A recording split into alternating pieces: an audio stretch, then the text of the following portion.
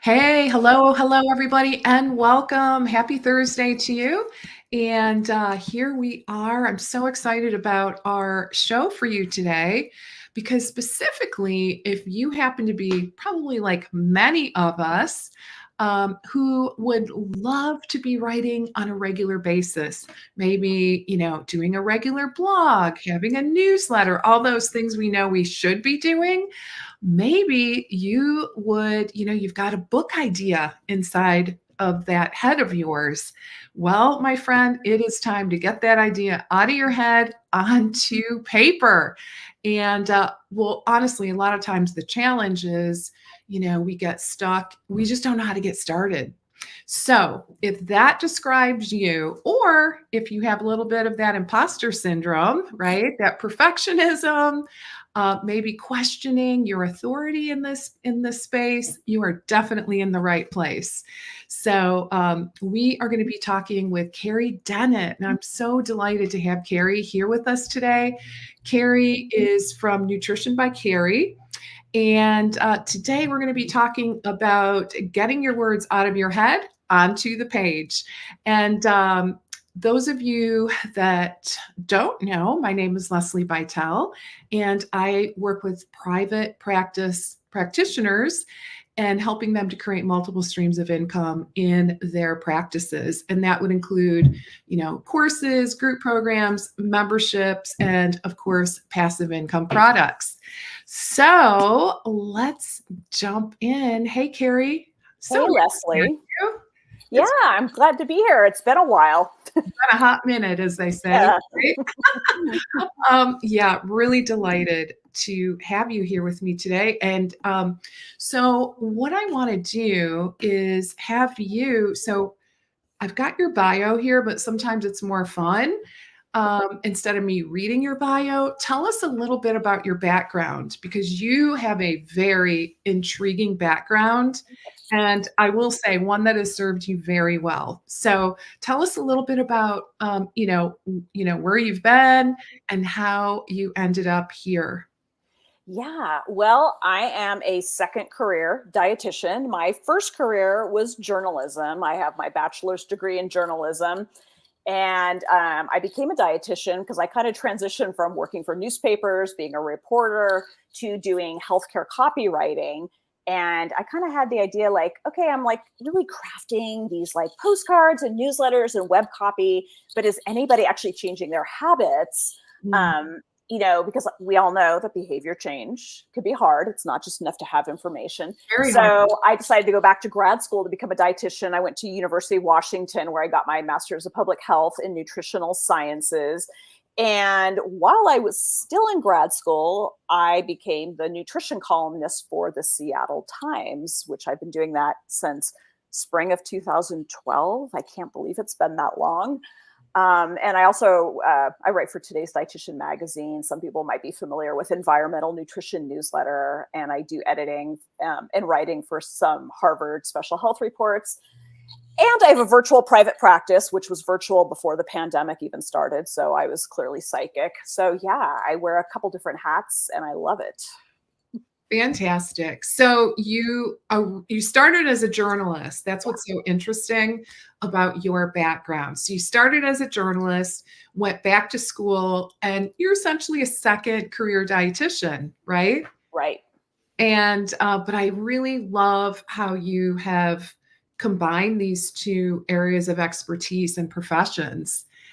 So now it sounds like you are seeing clients in your private practice and a brand new service. Tell us about that. Yeah. Well, it's interesting. So kind of, for backstory, and it is funny, when I was still in grad school and I went to FNCE, I was going to FNCE every year, and I went to one of the nutrition entrepreneurs networking events. And I was kind of mentioning that, my first career was journalism.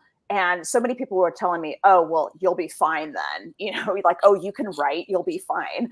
Yeah. And then kind of since then, I would have so many people ask me, like, oh my gosh, like, how did you get into writing? How did you become such a good writer? And by that point, I'd been doing it for so long. it was just as natural to me as breathing, really. Yeah. So recently I started thinking about, okay, for people who, they don't have a journalism degree, they don't have any formal training in writing, maybe they kind of enjoy writing or they just want to do writing. Like, what is getting in their way? How do people develop these skills? And so after thinking about it for a while, last year, I kind of unveiled some services for dietitians, including I do some editing I have some dietitians I do editing for. They have good ideas, but just really aren't writers. But also just writing coaching for people who really want to do the writing and do it better. Or they're struggling. We all have obstacles when we're trying to do something that's newish to us, and how to basically help dietitians get out of their own way and do the thing they want to do and do it in a way that feels satisfying and they feel like they're helping people, which is, as dietitians, that's what we all want to do. We want to help people. So I offer writing coaching and editing services. And, I also do some writing for a few dietitians for newsletters and blog posts. Fantastic. I'm so excited about that.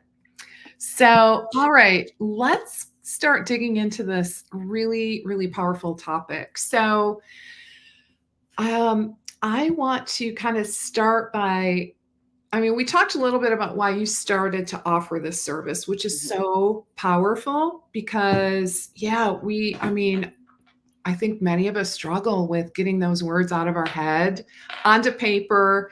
And it really can be challenging. It's super interesting how it is kind of like a muscle.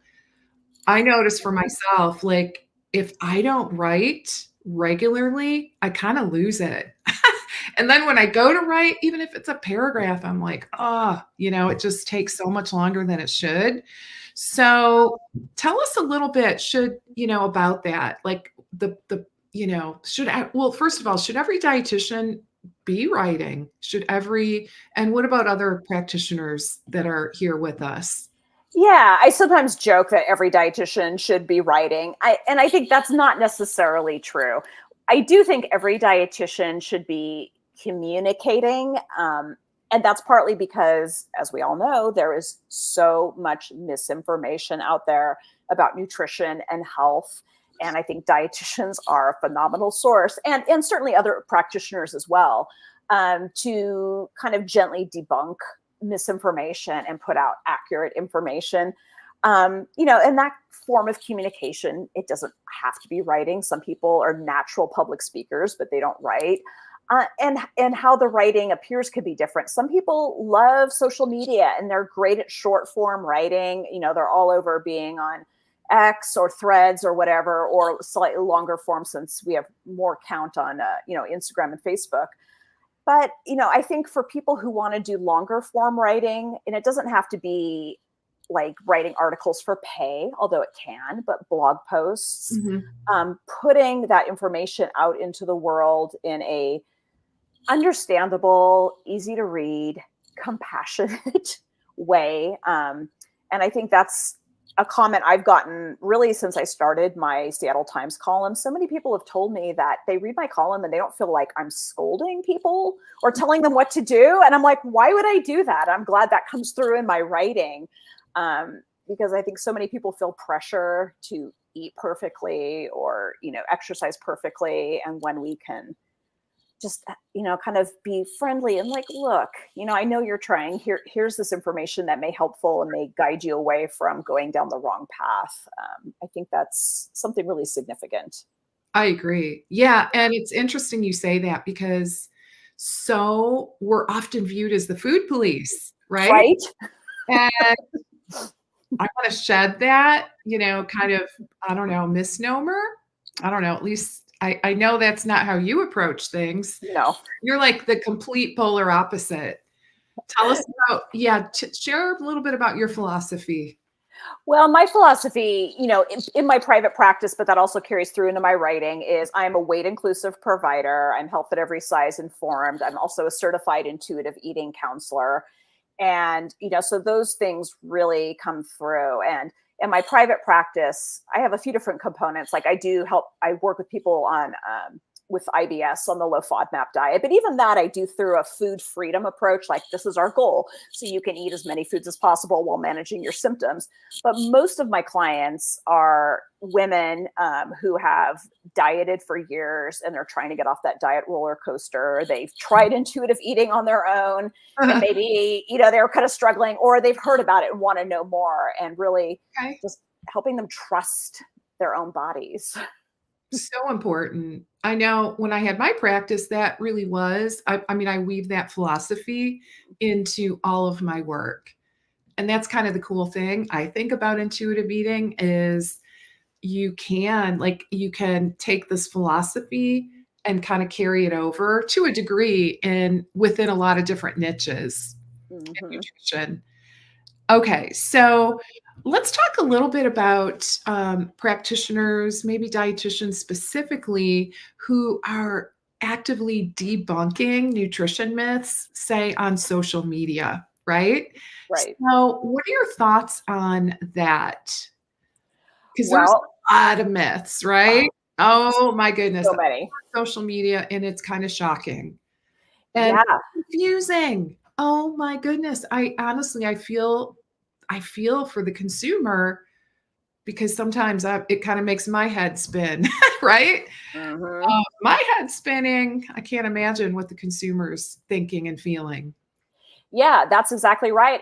And that's something I sometimes do communicate in my writing is like, wow, I heard this or I read this, and if I didn't know better, I would have totally fallen for it, because I never want people, whether it's a client I'm working with one on one or it's somebody out there in my audience when I'm writing, I never want anyone to feel stupid for Mhm. falling for these things. I want them to understand, yeah, of course, it's really persuasive. A lot of nutrition information comes packaged in pseudoscientific jargon that, if you don't know otherwise, sounds totally legit. Yeah. And I really want people to understand that. And I spent I spent most of a weekend watching that new Netflix food documentary.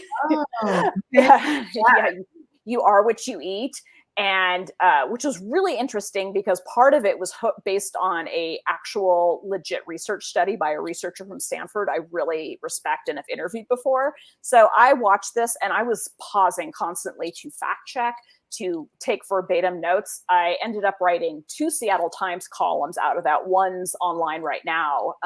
The other one will be up next week.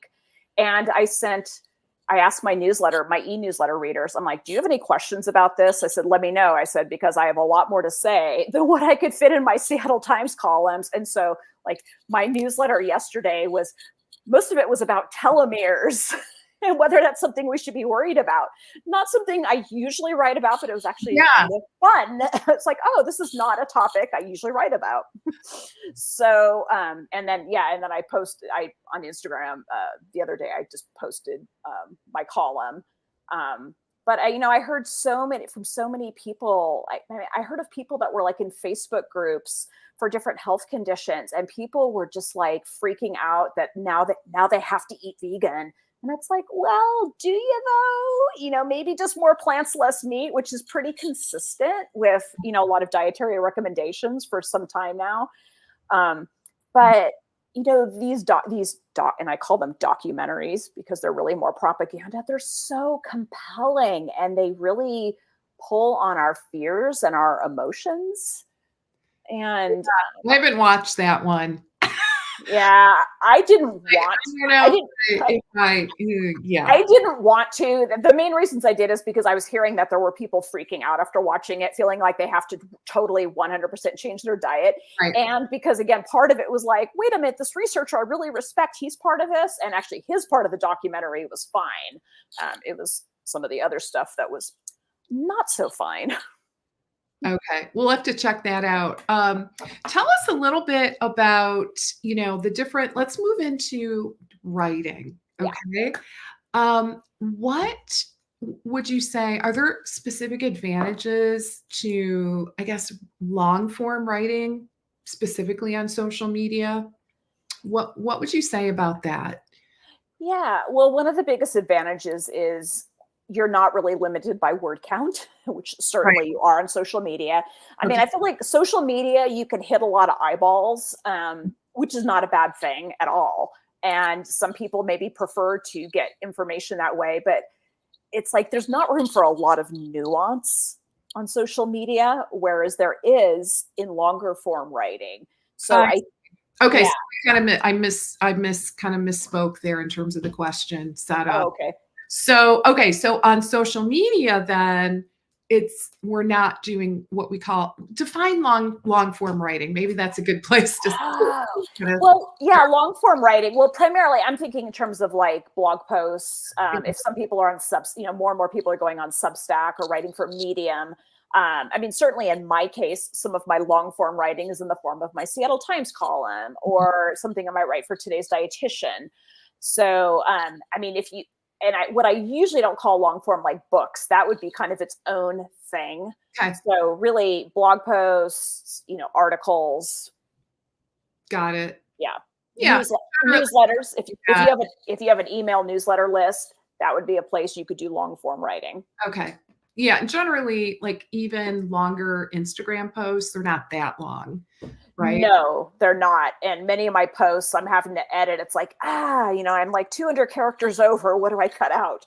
So Gotcha. Okay. So do dietitians and healthcare practitioners, as a group, what are you recommending? I guess, looking at all the options, because I think that oftentimes is where people get stuck, yeah. right? They get stuck because there's so many options and it can be very overwhelming and hard to decide where to invest your time and effort. So, Hmm. from your perspective, you're doing some writing coaching, which is Yes. amazing. Just what do you see and what are you recommending? Yeah, it's interesting. One of the questions I get from dietitians who have a website that has a blog component, but they're not blogging regularly, is Hmm. they struggle with the time it takes to write because they're wondering, what's my ROI on this? What am I getting back from this? And, and to be fair, it's a little more nebulous. I mean, if you're writing an article for an outlet that's paying you, I mean, that's some obvious Yeah. ROI. But when it's your blog, it's like, what am I getting from it? And, I think number one, if you have a website, just blogging regularly, and regularly can be different. I put a new blog post up every 2 weeks. I used to do weekly, but I think about a year, 2 years ago, I decided to cut myself a break and go down to every other week. Um, it could be even monthly. It's just consistency is more important. But then your website is effectively being updated. The content is being updated. You're keeping your website kind of fresh and vibrant by blogging. So that's kind of a direct benefit. But also you're putting your philosophy and your good ideas out there in the world. And if somebody is looking for something on a topic and they come to one of your well-crafted blog posts instead of some BS written by somebody who doesn't know what they're talking about or is kind of pushing misinformation, then that's a good thing. And it can just kind of show and I use the word authority lightly because Yeah. especially being an intuitive eating practitioner, I feel like each of us is the ultimate authority on our own bodies, but that we know what we're talking about. So I think that's definitely a benefit. And I will say, I mean, I'm a unique case because my first career is journalism, but I basically got my Seattle Times column because when I was doing my 2 years of science prereqs to apply to grad school to become a dietitian, I started my blog because, of course, I was like all in on nutrition.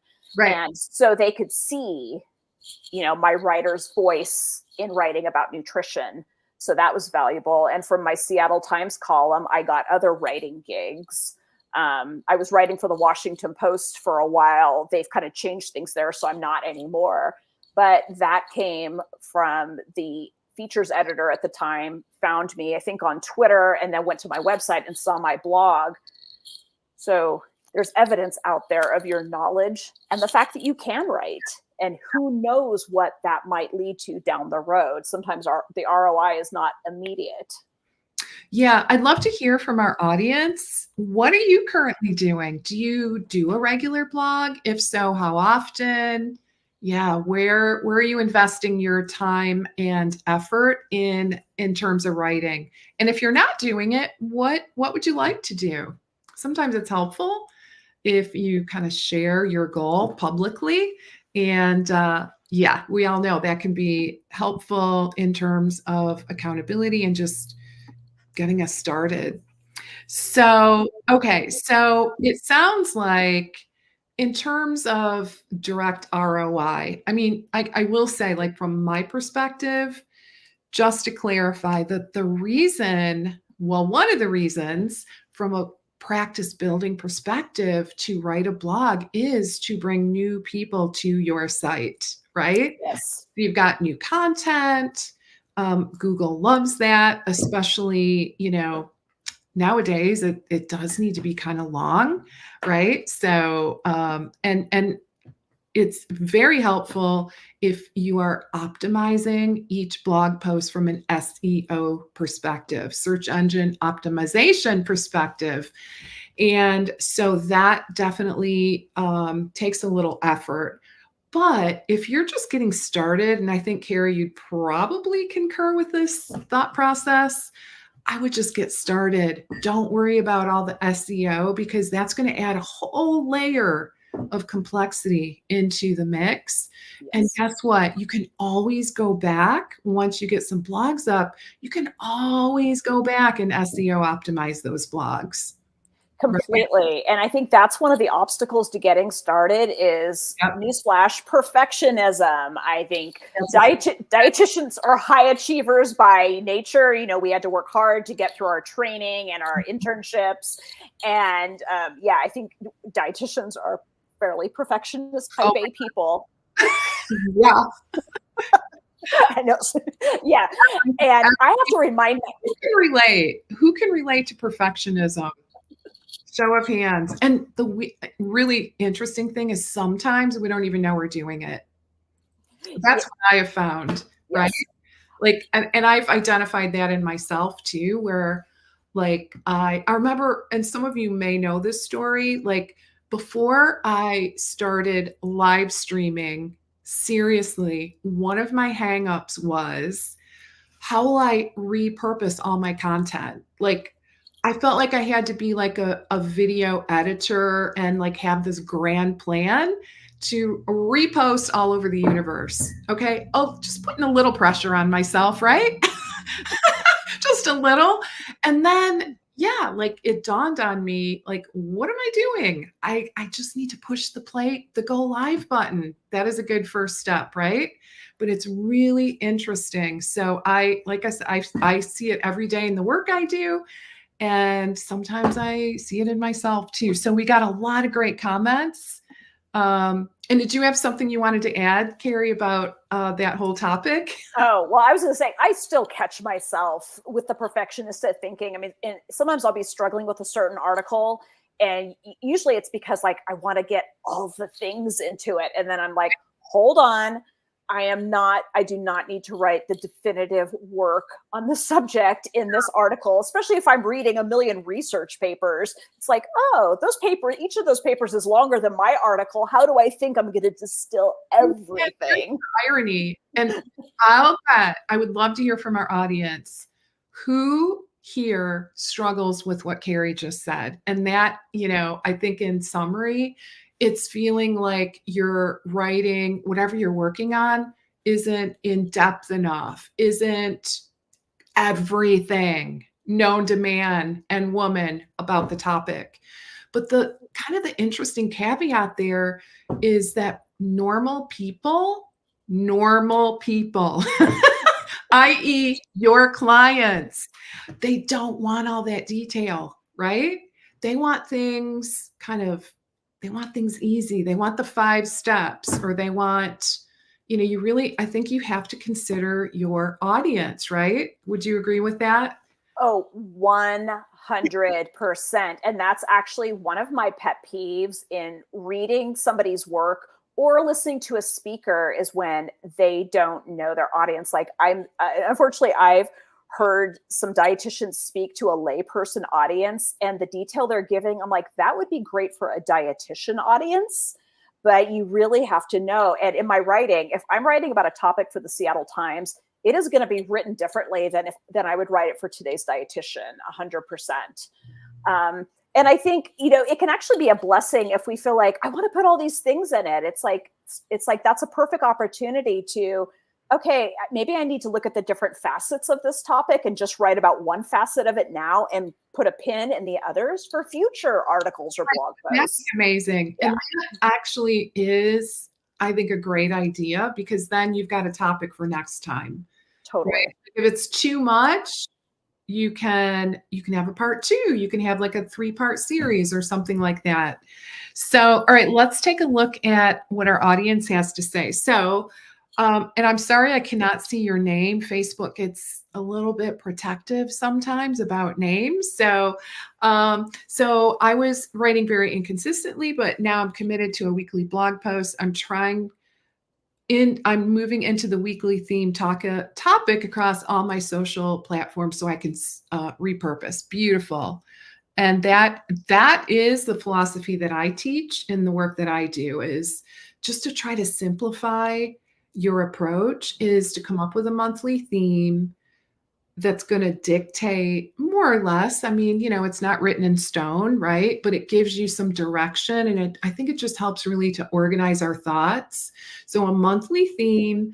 And then if you're going to like have a blog or writing each week, you can break that monthly theme into maybe 4 subtopics. Mm-hmm. So, because I think a lot of the struggle is, like, I don't even want to start a blog because how will I figure out, different topics? I'm going to run out of things to say. I'm big on setting themes, but I also give myself permission to break away from that. But it's like, I feel like having a theme and knowing that if I'm like having a blank about what to write about, knowing, oh, this is the theme I pre-decided on, that gives me a place to get started. Yeah, absolutely. I love that. And the other thing, just want to remember to mention is those, there's, what do they call them? Like the monthly, those calendars where, we've got like, National Heart Month coming up, right?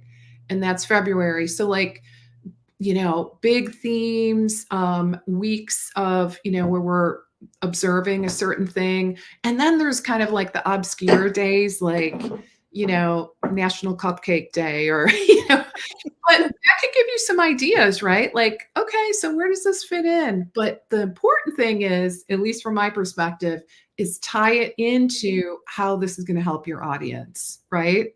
Yes, absolutely. So it's not just kind of some random isolated thing. Yeah, that there's always that connection to what we're doing. Mm-hmm. Okay. Hey, Dorothy, welcome.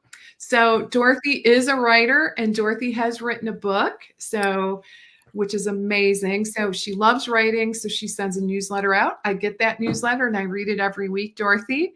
After watching American Fiction, I'm thinking of changing the title of my book and the cover. Well, an update can never hurt, right? This person, Minu, says, I blog once a month, given the time it takes. Oh, okay. So you're doing the keyword research for SEO. That makes sense. It really, really does. Because if you're doing that process, that can take some time. So good for you. Hey, Jelena, welcome. I love it that you were able to join. So Jelena says, I rarely find myself reading blog posts, so I feel hesitant to write a blog.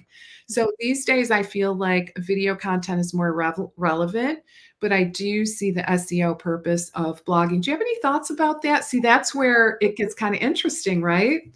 It does. Sometimes it's hard to separate what we're interested in personally or professionally to what maybe our ideal demographic or our ideal client is interested in. Over the years, there's been things like, is blogging dead or whatever, but no, blogging is still very much alive. And if that's the kind of thing people are more likely to consume, that kind of information, then it's worth it. But I mean, video is great. And there's a lot of people that prefer watching something to reading it. Mm-hmm.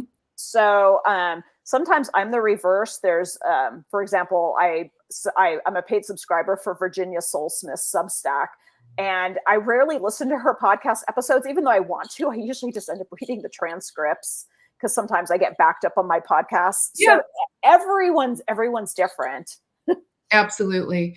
And on that point, so what we do in my business, Jelena, is we will write a blog first, and then we'll take that blog and turn it into a YouTube script, right? And I'll record the script on YouTube. So yeah, it really kind of depends. YouTube is its own thing as well. And, I mean, I'm a huge fan of video.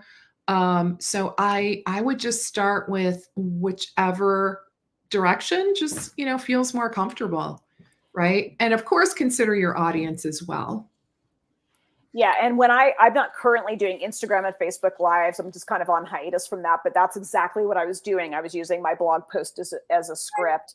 I am a big fan of repurposing, whether it's breaking down something into social media, just any way we can repurpose. I think sometimes there's a fear like, oh, well, if I take a blog post and repurpose it as a video script, people are going to be like, wait a minute, she already had a blog post. People don't notice. I mean, people really don't notice. Yeah. And interestingly, no, I don't think they notice. And some people, like you described yourself, Carrie, we have preferences, right? And interestingly, we may not even pay attention to the other thing, right? So if like I'm a YouTube kind of gal, I might not even really pay attention if you put a blog up. So, all right, Sharon, welcome, Sharon. So Sharon says, I write a blog monthly for my integrative medicine practice, and my biggest challenge right now is the website, the logistical part. Having to do with design. So my question is if you can recommend any subscription that has medical graphics that can be downloaded and used in a blog. Ooh. Ooh. That? Not specifically. I mean, I have different, actually, I get a lot of images through Canva lately because I have a paid subscription to Canva. And there's other places, but not specifically for medical graphics. And I get how that could be challenging because what you find through the run-of-the-mill, photo services, whether they're free or paid, may not be meeting that need. Yeah, so, Canva, because they do have quite a big variety. They do, actually. I'm kind of surprised. And some of those I've seen, like before I had paid Canva, I was getting free images. I think I was using Unsplash a lot. Mm-hmm. And I've noticed, but Canva, they'll have some stuff that's on Getty, which is usually paid. So it's interesting that they really do have things from different places. Yeah. So hopefully that point you in the right direction. Let's talk about, let's try to help our audience with some of their challenges. And guys, share what you are challenged with, all right? Because we got the expert here. And so Carrie can help us, all right? So let's pick her brain. I would just say most people have a hard time getting started, right? It's very challenging to start a habit such as writing, especially when you're not super confident that this is where you should be investing your time, because we get scattered, right? All these different, shiny gold objects everywhere. Right. We do a little of this, a little of that, a little of this, and before we know it, another year's gone by and we really haven't dug in and gotten traction with any particular thing. Anyone relate to that? Oh yeah, it's very easy to do. So give us some tips on how to overcome some of these challenges and just get started. Yeah, well, the first step is even knowing what you're going to write about.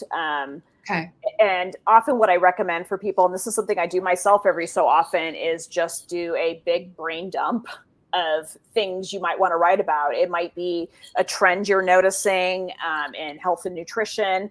It might be questions you're hearing a lot from clients if you're doing, one-on-one work. I've gotten ideas from some random mention. I'll be reading like a fiction book and they're like, they mention something that's food or nutrition related. I'm like, I should write a blog post about that. Yeah. So doing a brain dump. So do you keep like this, some kind of note somewhere with ideas? I do. I sometimes, another thing that could be helpful, and this comes to the writing process itself, is doing it in a way where you feel like things will flow. Like sometimes when I am starting to write an article, I need to be sitting with a pen and a legal pad. Okay. Other times I need to be typing. And it's the same way with coming up with ideas. Like sometimes I will literally have a pen and a pad of paper and just like let my brain just flow. Mm-hmm. But I also do keep a lot of ideas. I use for my organization system, I use Trello. And so I have a whole content calendar board where I have a list of just potential future ideas. So I do it there too. It's like whatever way doesn't seem to be getting in the way of letting the ideas flow. But yeah, definitely keep a list. I will sometimes, if I'm just like out on a walk and I get a good idea, if I have my phone with me, I'll like make a note, because a good idea, if you don't record it down, it will slip away. Yeah, you got to lock those ideas down so they don't escape. True. It's amazing how that works, but it really is true. Yeah. And then, once you have an idea, you're like, okay, this is what I want to write about. It can be really intimidating to sit in front of a blank Word document or whatever. And again, that's where sometimes I start best by just, creating an outline, like, okay, these are some of the points, the main sub points I want to make sure I make, and that can kind of help just get your brain organized. And you might kind of then, well, I would want to talk about this before I talk about this.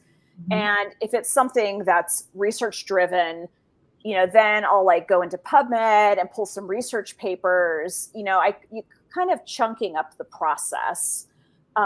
Another thing that's really helpful is, kind of if you have time to do writing and then set it aside, let it breathe, and then come back to it and look at it. And then you'll see, oh, well, I don't want to say it this way. This seems kind of weird. I do that all the time. And I think it kind of relieves some pressure of trying to get it perfect, because it's not going to be perfect the first time you write it. It's like you really do need to go back and look at it. And that's both for whether you're editing, oh, that was some weird punctuation there, or just, it's like, no, I could say this better. Yeah, probably more concisely. That's what I find when I go back. It's like, ooh, I could definitely cut down on the verbiage here and make it concise. Or you're looking at it with fresher eyes, not totally fresh eyes, because you wrote it yourself, but sometimes you realize like, oh, actually now reading this paragraph again, that looks a little confusing. I need to be more clear about what I meant. And it's just part of the process. But I think, the most important thing is to just start. I think so often we just think of like, I'm here, I'm at 0 and I need to get over here. Let's say 100 is the finished publishable article. And that can seem daunting, but there are so many points along the way. And I will say, because I'm a journalist by training, I am highly deadline oriented. I never, ever, ever miss a deadline when I am turning in my article to an editor and I'm getting paid for it. But it is a little trickier when you're writing a blog post. Because you have to impose your own deadline. Yes.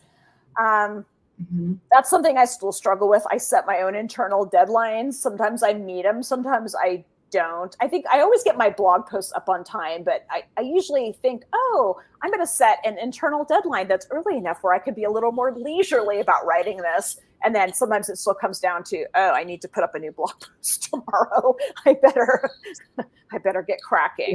Yeah. I think consistency is important. It is important. And I think, no matter what, I know some of the comments that came in, like some people said they post monthly. People said they set a goal to post weekly. I think just being consistent, and I think,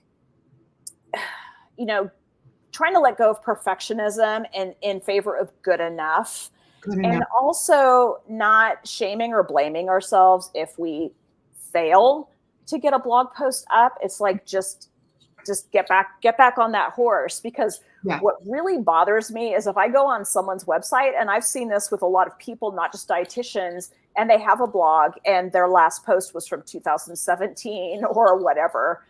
It's just like, what are they doing?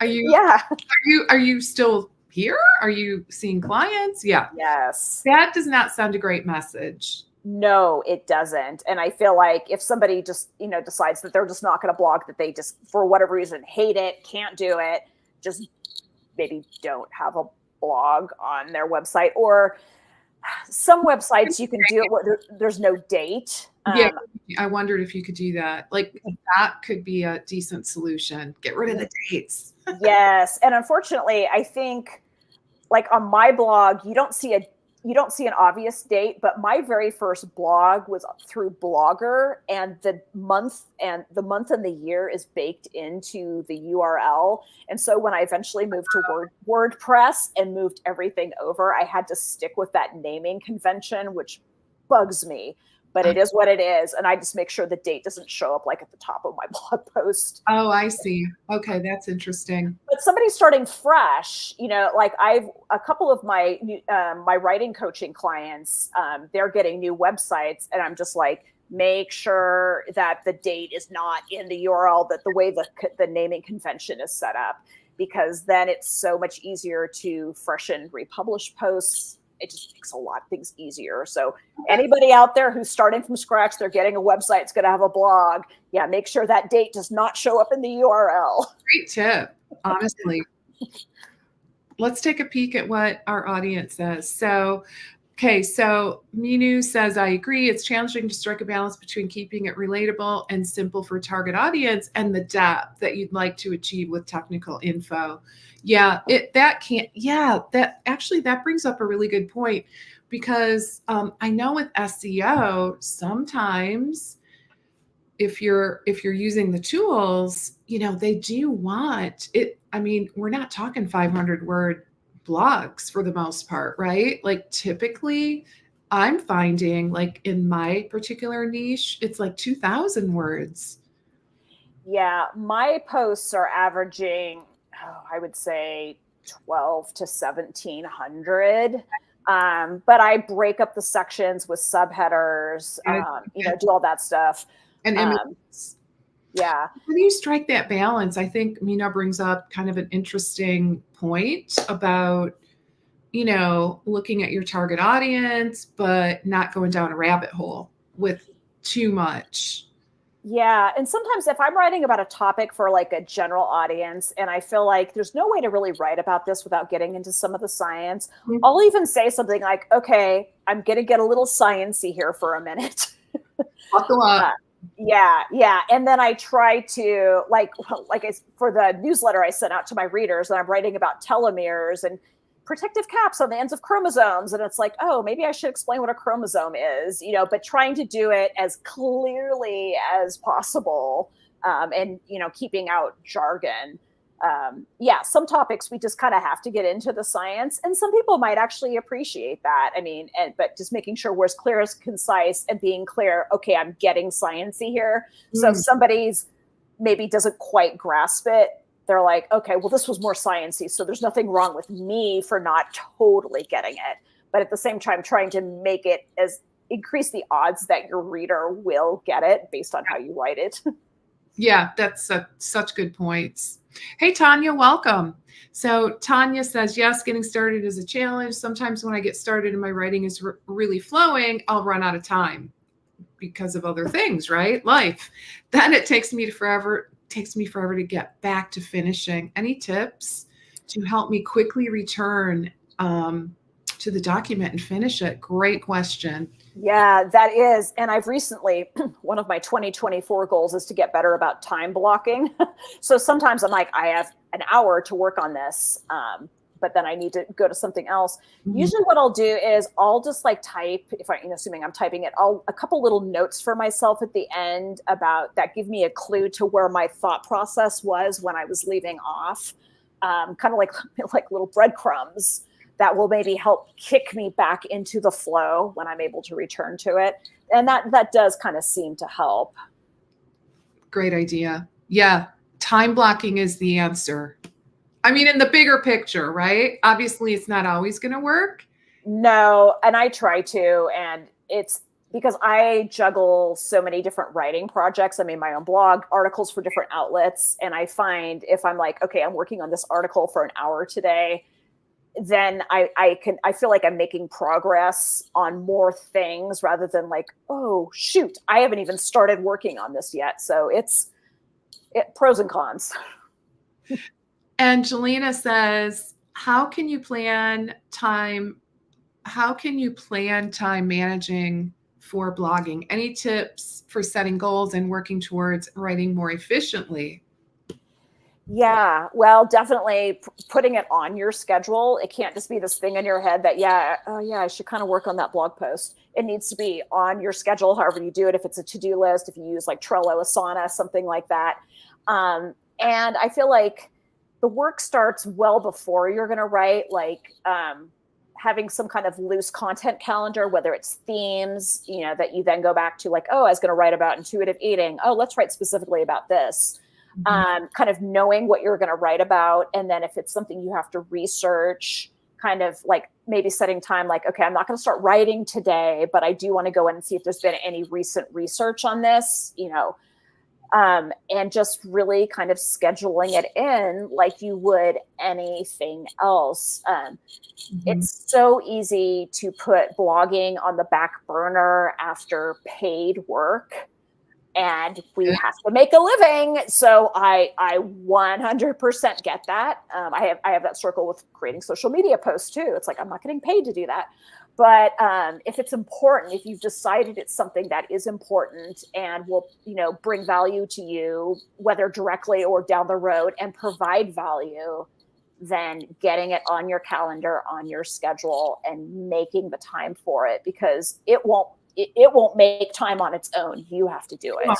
Yeah, I don't think it'll happen. Yeah, no.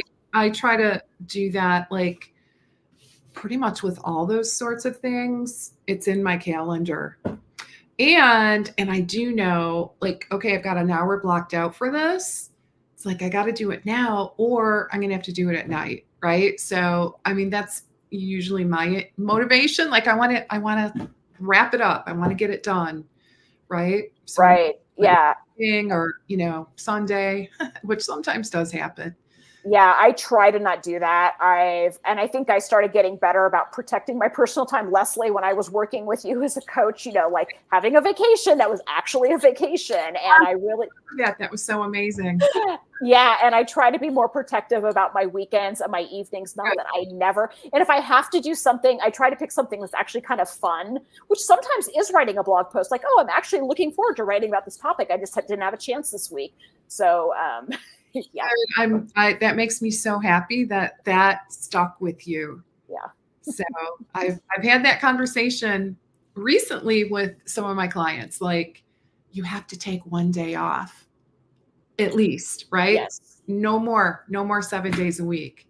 It's not worth it. Okay, so Mino has a good question. When you're pitching an article to be published in a health magazine, how do you make your content stand out? Ooh, great question.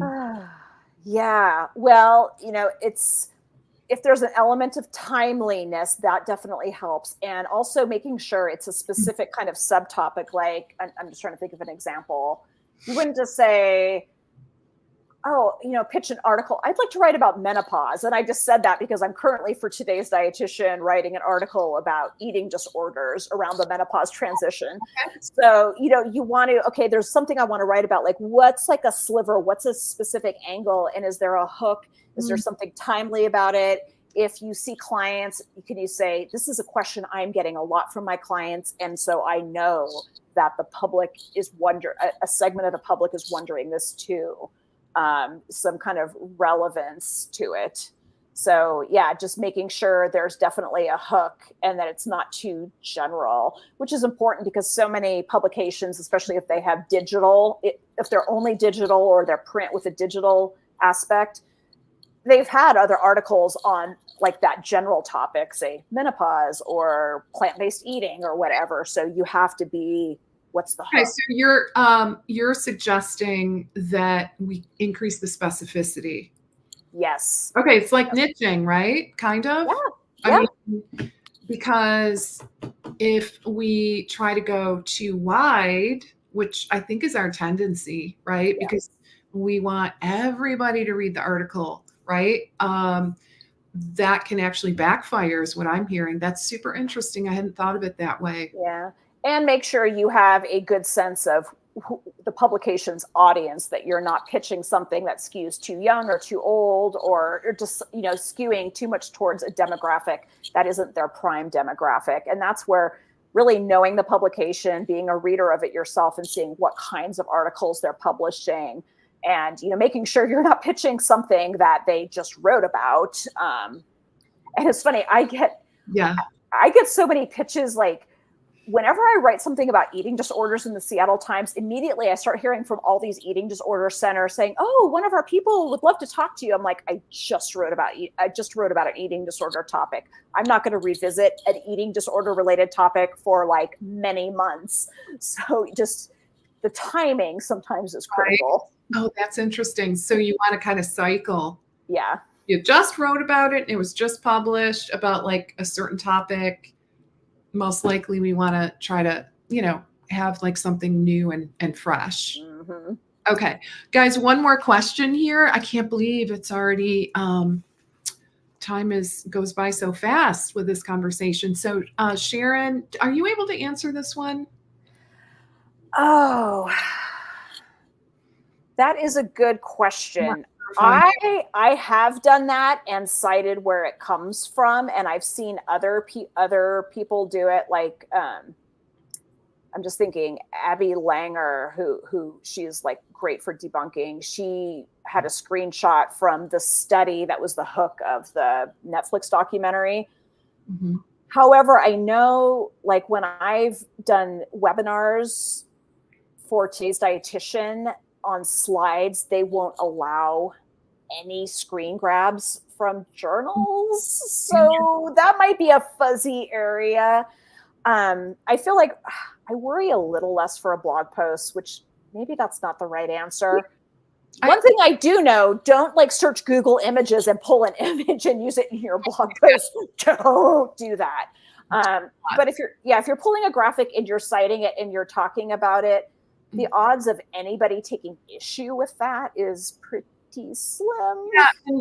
Okay. So I always like to look at like risk balance, right? Mm-hmm. Right. So what's the worst that could happen? They say take it out. They say take it out, right? Yeah. They don't. Yeah, their lawyers are not going to come after you. Lawyers. Yes, and you're not selling your blog post. You're not making money off of it. So I think sometimes that's the thing. If you took something that you didn't technically have, authorized use, and you were like you were putting that graphic on a T-shirt and you're selling the T-shirts. I don't know. Right. I know. Like, that's a good point, right? Definitely be careful with images, for sure. I know someone that got into a lot of trouble with that, and it just was so innocent on her part. But it was just bad. I think the worst thing is taking an image. Like, let's just say let's just say another person with a blog had an image that they purchased, let's just say Getty, but they purchased it and they had the right to use it. If you copied it and used it on your own, Getty they might completely come after you. Yeah. That's because that's something they were selling, and they sold it to a person who had the right to use it. You did not buy it. You don't have the right. That's where I feel like absolutely not. With that, for sure. Yeah. But some of the other, I don't know, like, and I guess at the end of the day, we're not attorneys, so it's the best we can offer. Sharon, I don't know how helpful it is, but I do know, like, on YouTube, and you have to be really, really careful with like music. Yes. Really careful with music. Like, you can get in a lot of trouble with that kind of thing. So anyway, I would just be careful. Before we wrap up, the one thing we didn't really dig into is writing a book. This might be a topic we want to revisit in the future if you're up. Yeah, It seems kind of like a big topic. it is a big topic because it's a big piece of writing. Yeah. So would you be up for doing this again sometime in the Yeah. near future? Okay.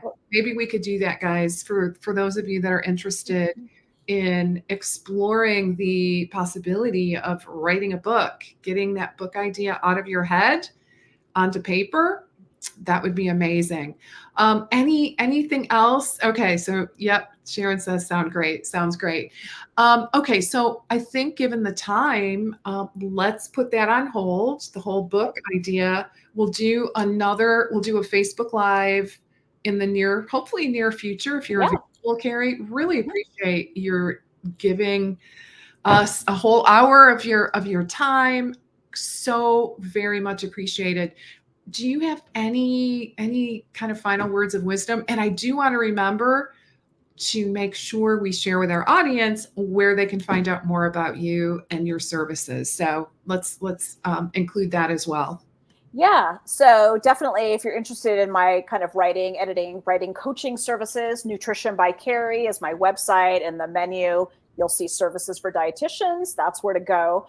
And in terms of final tips, I think, if you have an interest and desire in writing, you absolutely can write. It's just devote some time to it and know that the more you do it, the better you will get and the easier it will feel, at least most of the time. I still have some articles I struggle with, but it is, Leslie, like you said, it is a muscle. Yeah. And the more you flex it, it gets stronger. And like anything else, if you decide you wanted to learn to play the piano and you never had, it would feel pretty rocky, but the more you practice, the better you'll get. Writing is the same way.